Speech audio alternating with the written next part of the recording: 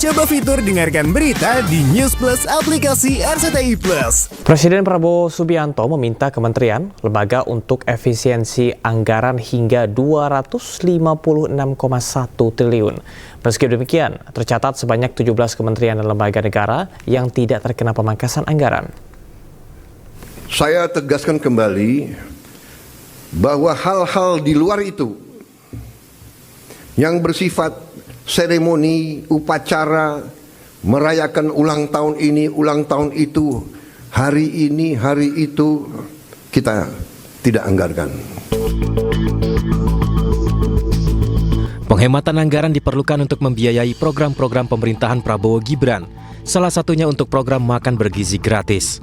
Prabowo pun mengeluarkan instruksi Presiden nomor 1 tahun 2025. Perjalanan dinas dikurangi. Saya potong setengah.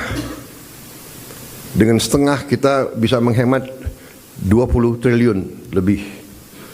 Kalau kita hitung 20 triliun, berapa puluh ribu sekolah, gedung sekolah bisa kita perbaiki. Menteri Keuangan Sri Mulyani pun mengeluarkan surat instruksi untuk pemangkasan anggaran kementerian.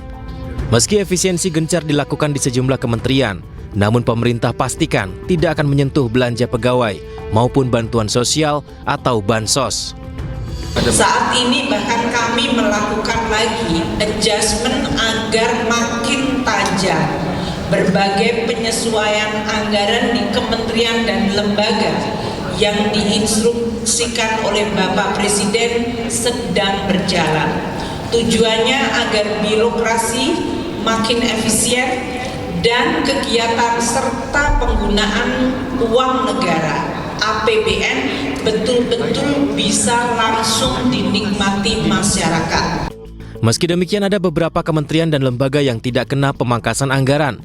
Tercatat ada 17 kementerian dan lembaga yang anggarannya tetap utuh, di antaranya Kementerian Koordinator Bidang Politik dan Keamanan dengan anggaran 268,2 miliar rupiah. Kementerian Pertahanan memiliki anggaran 166,2 triliun rupiah. Kementerian Ekonomi Kreatif, Badan Ekonomi Kreatif dengan anggaran 279,6 miliar rupiah.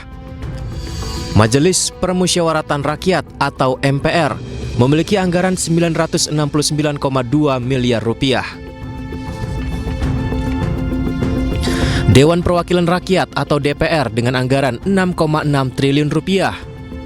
Kepolisian Republik Indonesia dengan anggaran 126,6 triliun rupiah. Komisi Pemberantasan Korupsi atau KPK, anggaran 1,2 triliun rupiah. Badan Pemeriksa Keuangan BPK, anggaran 6,1 triliun rupiah. Mahkamah Agung, anggaran 12,6 triliun rupiah. Kejaksaan Republik Indonesia, 24,2 triliun rupiah. Badan Narkotika Nasional atau BNN memiliki anggaran 2,4 triliun rupiah. Badan Pengawas Keuangan dan Pembangunan atau BPKP memiliki anggaran 2,4 triliun rupiah. Bendahara Umum Negara pagu anggaran 1.932 triliun rupiah. Sementara Badan Intelijen Negara atau BIN memiliki anggaran 7 triliun rupiah. Mahkamah Konstitusi atau MK memiliki anggaran 611,4 miliar rupiah. Pusat Pelaporan dan Analisis Transmisi Keuangan atau PPATK memiliki anggaran 354,5 miliar rupiah. Dan terakhir, Badan Gizi Nasional memiliki anggaran 71 triliun rupiah. Pemerintah juga telah menyiapkan anggaran sebesar 144,6 triliun. Anggaran ini untuk memastikan ketahanan pangan nasional di tengah potensi gejolak pangan global pada 2025. Tim Liputan iNews melaporkan. Menteri Pertahanan Prancis pemirsa Sebastian Lecornu bertemu dengan Presiden Prabowo Subianto di Hambalang, Bogor, Jawa Barat. Pertemuan ini membahas tantangan geostrategis dan juga hubungan pertahanan bilateral antara Indonesia dan juga Prancis.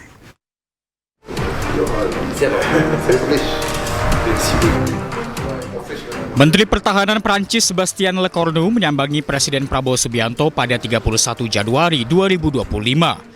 Pertemuan dilakukan di kediaman Prabowo di Hambalang, Bogor, Jawa Barat. Lecornu mengatakan pertemuan itu untuk menjaga hubungan bilateral yang kuat antara Indonesia dan Prancis yang peringatan ke-75 tahunnya akan dirayakan pada tahun ini. Dalam pertemuan itu, Menteri Pertahanan Prancis juga memberikan kenang-kenangan sebuah helm pilot tempur Angkatan Udara Prancis berwarna hitam bertuliskan nama Prabowo Subianto. Diketahui hubungan bilateral Indonesia-Prancis di bidang pertahanan meliputi kerjasama pengadaan alutsista, transfer teknologi, serta pengembangan industri pertahanan. Beberapa kerjasama Indonesia-Prancis diantaranya menandatangani Defense Cooperation Agreement pada 2020, pembelian pesawat tempur Rafale, sampai kerjasama bidang intelijen, pelatihan militer, dan pemberantasan terorisme. Tim Liputan, iNews melaporkan. Dalam World Leaders Summit on Children Rights, Presiden kelima Megawati Soekarno Putri bertemu dan berdiskusi singkat dengan Al Gore, wakil presiden era Bill Clinton. Dalam kesempatan tersebut, Megawati sempat membahas kondisi terkini di Los Angeles pasca diterjang kebakaran hebat.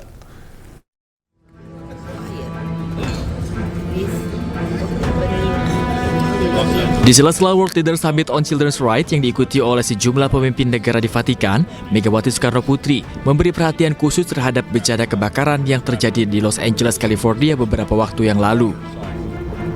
Berdiskusi secara singkat dengan Presiden kelima Republik Indonesia tersebut, Al Gore, wakil presiden era Bill Clinton, menjelaskan beberapa penyebab kebakaran yang meluas di Los Angeles. So I will tell you what the scientists tell me. The heat trapped in the Earth system is disrupting the water cycle, and they have something called hydroclimate whiplash. We had in Los Angeles had 2 extremely wet winters in a row that supercharged the vegetation, and then last March the rain stopped, and so they've had 10 months of drought, no rain, and so all the vegetation that grew out of control dried out and became fuel for the fires. Dalam kesempatan yang sama, Megawati turut mengimbau kepada BMKG untuk melakukan langkah-langkah antisipasi terhadap berbagai macam bencana yang mengancam di tanah air, termasuk kebakaran yang mungkin terjadi akibat perubahan iklim. Hal ini senada dengan apa yang disampaikan Megawati saat menjadi panelis di World Leaders Summit on Children's Rights, yang juga menyinggung soal perubahan iklim yang mengancam kelangsungan hidup umat manusia dan bumi, terutama anak-anak. Dari Vatikan, Gede Satria, iNews melaporkan.